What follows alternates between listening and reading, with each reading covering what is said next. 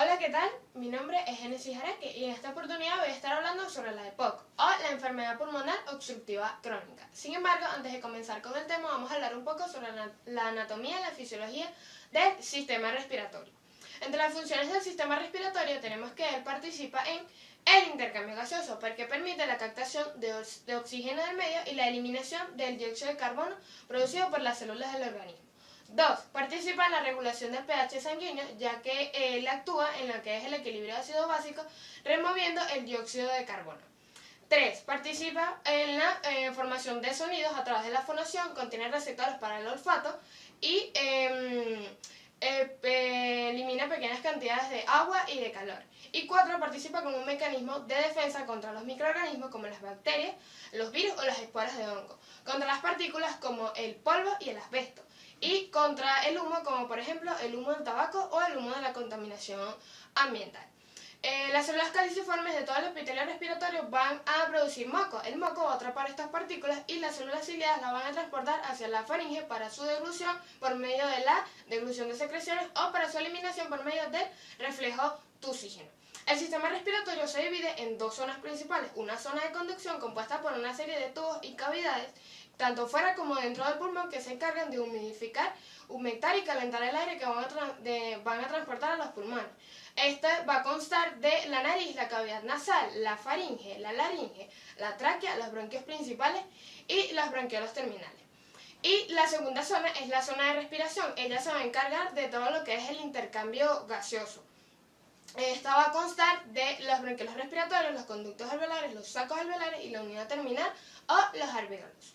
Los pulmones son los órganos en forma cónica que se encuentran dentro de la cavidad torácica y que son los órganos funcionales del sistema respiratorio. Los alvéolos, por otro lado, son evaginaciones en forma de divertículo que descansan sobre una membrana basal elástica delgada y que contienen en su pared dos tipos de células, las células alveolares tipo 1 y las células alveolares tipo 2. Ellos se encargan de lo que es el intercambio gaseoso por medio de la difusión del oxígeno desde el aire hacia la sangre y del dióxido de carbono desde la sangre hacia el aire. Por otro lado, la irrigación y la inervación de los pulmones. Los pulmones reciben una doble irrigación por medio de dos juegos de vasos. Los vasos funcionales, que constan de las arterias pulmonares, que le llevan sangre desoxigenada de todo el cuerpo hacia los pulmones para su oxigenación y la devuelven por medio de las venas pulmonares hacia la aurícula izquierda. Y los vasos pulmonares contienen una característica especial, es que ellos son capaces de contraerse en condiciones de hipoxia o de bajo oxígeno. Y el segundo par de vasos son los vasos nutricios, que son las arterias bronquiales que le llevan sangre oxigenada a las paredes de los bronquios y de los bronquiolos. Y por supuesto son drenados por las venas bronquiales. Los pulmones también reciben una doble inervación del sistema nervioso autónomo. La inervación parasimpática, que consta del nervio vago, permite la broncoconstricción y la vasoconstricción. Y la inervación simpática, que viene dada por el ganglio cérvico-torácico y algunos nervios torácicos, que permiten la vasodilatación y la broncodilatación. Seguidamente pasamos a lo que es la respiración, que consta de 4 fases. Primero, la ventilación pulmonar, que consiste en la inspiración y la expiración. La inspiración es la entrada del aire al organismo y la expiración es la salida del aire del mismo. La segunda fase, que es la difusión del oxígeno y del dióxido de carbono, como anteriormente lo mencioné, el oxígeno desde el aire hacia la sangre y el dióxido de carbono desde la sangre hacia el aire. El tercer paso, que es el transporte del oxígeno hacia todos los tejidos y los líquidos corporales. Y el cuarto paso, que es la regulación de la respiración. El trabajo respiratorio. Muy bien, la inspiración es un proceso activo y los músculos que elevan la caja torácica se clasifican como los músculos inspiratorios. El diafragma es el principal músculo inspiratorio. Sin embargo, en condiciones como el ejercicio intenso y la dificultad respiratoria se utilizan los músculos intercostales externos. Por otro lado, la expiración es un proceso pasivo y en ciertas condiciones se utilizan los músculos rectos del abdomen y los intercostales internos, que se clasifican como músculos expiratorios porque ellos hacen descender la caja torácica. Existen dos factores principales en lo que es el trabajo respiratorio. que van a determinar la cantidad de trabajo respiratorio que se necesita para respirar. Estos son la distensibilidad de los pulmones o la capacidad de expansión del mismo y la resistencia de las vías aéreas al flujo de aire. Seguidamente tenemos que la frecuencia respiratoria es la cantidad de veces que un ser vivo puede respirar. Esto se va a explicar o se va a demostrar en respiraciones por minuto. En un adulto suelen ser de 12 a 20 respiraciones por minuto. El volumen minuto es la cantidad de aire que expulsa un ser vivo en un minuto. El volumen corriente es de 500 mililitros y la ventilación minuto suele ser de 8 a 6 litros de aire por minuto. Ahora bien, pasamos a lo que es la EPOC. ¿Qué es la EPOC? Según la Global Initiative for Chronic Obstructive Lung Disease, la GOLD, define la EPOC como un trastorno prevenible y tratable, que se caracteriza por la limitación del flujo aéreo no completamente reversible, que se encuentra asociado a una inflamación crónica o una respuesta inflamatoria excesiva de los pulmones a los gases nocivos o partículas nocivas. Por otro lado, la EPOC es una alteración funcional que se produce como consecuencia de los efectos sostenidos de una inflamación crónica, que va a generar lo que es la alteración funcional de las vías aéreas como la bronquitis o la destrucción del parénquima pulmonar en lo que se conoce como enfisema. Ahora bien, como lo que anteriormente mencioné, la EPOC consta de la bronquitis crónica y del enfisema pulmonar. La bronquitis crónica es una manifestación clínica de la afectación del árbol traqueobronquial y se define como la tos y la producción de esputo por 3 meses durante 2 años consecutivos sin otras causas que puedan explicar esta situación. Y el enfisema pulmonar se define como la destrucción de los espacios aéreos más allá del bronquiolo respiratorio, que va a generar la aparición de auténticas cavidades en el seno parenquimatoso. Va a alterar el flujo sanguíneo hacia el pulmón y por supuesto va a deteriorar lo que es el intercambio gaseoso. Ahora bien, pasamos a lo que es la etiología de la EPOC. Principalmente el fumar cigarrillos o el consumo de cigarrillos es el principal agente etiológico de la EPOC, porque es responsable del 40 al 70% de los casos. Va a producir lo que es la respuesta inflamatoria crónica, disfunción ciliar y lesión oxidativa. El segundo agente etiológico es la exposición prolongada a partículas nocivas en los ambientes de trabajo, como por ejemplo partículas del polvo mineral, el polvo de algodón y sustancias químicas como el cadmio. Por otro lado, y el tercer agente etiológico es la exposición a la contaminación ambiental, como por ejemplo el humo de la quema de basura, de los fogones, entre otros. El cuarto agente etiológico es la exposición secundaria o pasiva al humo de tabaco, por ejemplo, una persona que se encuentre en las adyacencias de un fumador. Y el último agente etiológico, que si bien tenemos que el fumar cigarrillos es el principal agente etiológico de la EPOC, existe un factor etiológico importante genético, de origen genético, como lo es la deficiencia de antitripsina alfa 1, que suele presentarse como enfisema en aquellas personas que no son fumadoras. Seguidamente tenemos lo que es fisiopatología. La exposición constante a lo que es el humo de cigarrillo puede generar lo que es la inflamación crónica y la atracción de las células inmunitarias hacia los espacios aéreos alveolares terminales. Muy bien, por ejemplo, entre la activación de estas células tenemos a los neutrófilos y las células inmunitarias o los linfocitos T, que van a liberar las proteasas. La cantidad y la actividad de las proteasas va a ser mucho mayor que la actividad de las antiproteasas y se va a producir lo que es la destrucción tisular y la hipersecreción mucosa. Además de ello, se va a producir una acumulación de radicales libres, como los aniones superóxidos y el peróxido de hidrógeno, que van a generar una lesión endotelial. La característica fisiopatológica cardinal de la EPOC consiste en la limitación del flujo aéreo causada por el enfisema y la obstrucción del flujo aéreo causada por la hipersecreción mucosa, la formación de tapones de moco y lo que es el broncoespasmo. El aumento del trabajo respiratorio va a provocar una hipoventilación alveolar que va a generar lo que es una hipoxia y la hipercapnia, aunque esta hipoxia puede también generarse por un desequilibrio entre la difusión, la ventilación y la perfusión. Además de ello, entre las alteraciones histológicas que presenta son la hipertrofia del músculo liso, infiltrados peribronquiales y la distorsión de los espacios aéreos alveolares. Como por ejemplo, la confluencia de estos espacios aéreos puede provocar en el pulmón lo que son las ampollas, que se conocen como espacios mayores de 1 centímetro de diámetro. Y ahora pasamos a lo que son los signos y síntomas.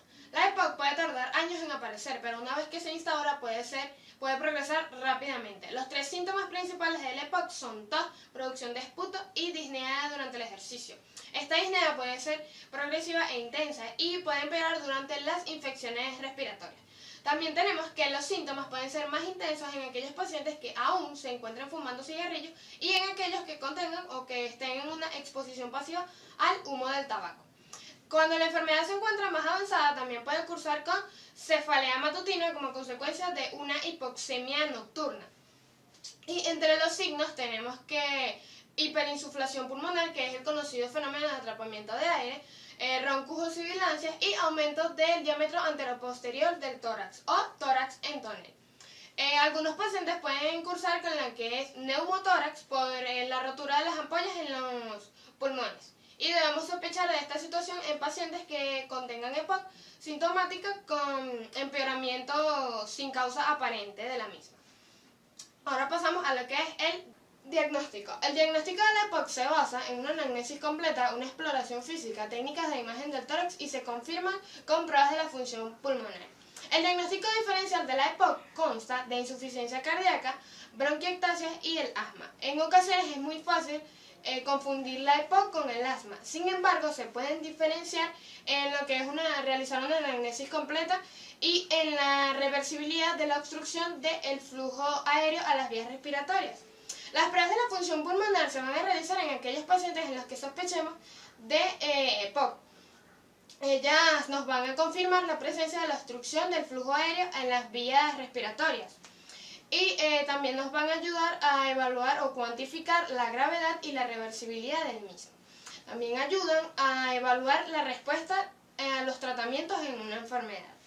Por ejemplo, entre estas tenemos la espirometría. La espirometría nos ayuda a identificar si la obstrucción en el flujo aéreo de las vías aéreas es escasa o si ya no es reversible, mediante 3 ítems. El volumen expiratorio forzado, que es el volumen que se expira de manera forzada durante 1 segundo, la capacidad vital forzada, que es el volumen que se expira utilizando el esfuerzo o por esfuerzo, y el coeficiente entre la capacidad vital forzada y el volumen expiratorio forzado en 1 segundo. La disminución de estos 3 ítems nos van a proporcionar información importante sobre el estado de la obstrucción del flujo aéreo en las vías respiratorias.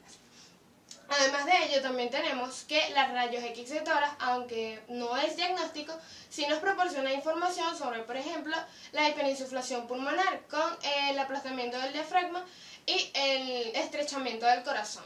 La tomografía computarizada nos va a proporcionar información sobre la extensión y la distribución del enfisema pulmonar y nos ayuda a diferenciar la EPOC de otras patologías pulmonares como la neumonía y el cáncer. Además de ello, también debemos realizar pruebas sobre la concentración de antitripsina alfa 1, sobre todo en pacientes menores de 50 años y en todos aquellos que no sean fumadores. En otro orden de ideas, tenemos que la GOLD divide la EPOC en 4 estadios, dependiendo si es estadio 1, si es leve, estadio 2, si es moderada, estadio 3, si es severa, o estadio 4, si es muy severa, dependiendo del porcentaje del volumen expiratorio forzado en 1 segundo. Seguidamente pasamos a lo que es el tratamiento. El tratamiento de la EPOC se va a basar en prevenir el empeoramiento y en alcanzar una mejoría a largo plazo de la función pulmonar y física. Los broncodilatadores son el pilar fundamental del tratamiento de la EPOC. Entre estos tenemos los agonistas beta y los anticolinérgicos. Los agonistas beta van a relajar el músculo liso bronquial. Entre estos tenemos el salbutamol en un inhalador o de 2 inhalaciones con dosis fija de 4 a 6 veces al día. Es el fármaco más utilizado por su menor coste. También tenemos los agonistas beta de acción prolongada. Entre estos tenemos el polvo de formoterol y el salbutamol, que se va a administrar una inhalación cada 12 horas. Y así pasamos a lo que son los anticolinérgicos, que también van a relajar el músculo liso bronquial por medio de la inhibición de los receptores muscarínicos. Entre los anticolinérgicos tenemos el hipratropio, que es el más utilizado, y el tiotropio, que es un anticolinérgico cuaternario de acción prolongada. También tenemos los corticosteroides inhalados como el beclometasona y el fluticasona. También por vía oral la prednisona. Y en ocasiones se utilizan combinaciones de los agonistas beta de larga duración y los corticosteroides. La oxigenoterapia es una vía para prolongar la vida o mejorar la calidad de vida de aquellos pacientes con una presión parcial de oxígeno menor de 55 milímetros de mercurio.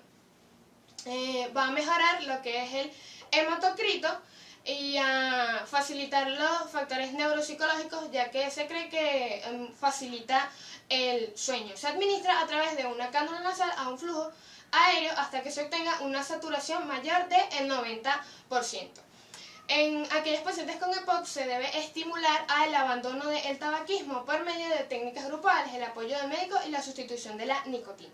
También se deben administrar por lo menos una vez al año la vacuna antigripal. Estos pacientes también deben realizar un programa de ejercicio gradual, como por ejemplo comenzando con caminatas de 30 minutos y realizar una dieta rica con refrigerios entre comidas, ya que el aumento del trabajo respiratorio produce un gasto energético del 15 al 25% y evita que estos pacientes caigan en lo que son las carencias nutricionales. Deben ingerir lo que son pescados, huevos, carnes, nueces y las grasas saludables como el aceite de oliva y la canola.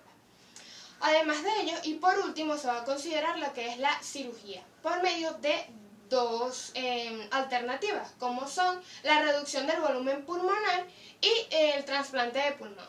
La reducción del volumen pulmonar consta de la resección de aquellas áreas enfisematosas del pulmón no funcionantes. Y el trasplante pulmonar se va a considerar en aquellos pacientes que sean menores de 50 o menores de 60 años con un volumen expiratorio forzado en un segundo menor de 25%.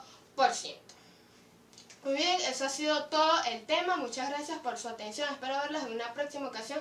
No olviden suscribirse a nuestro canal y gracias.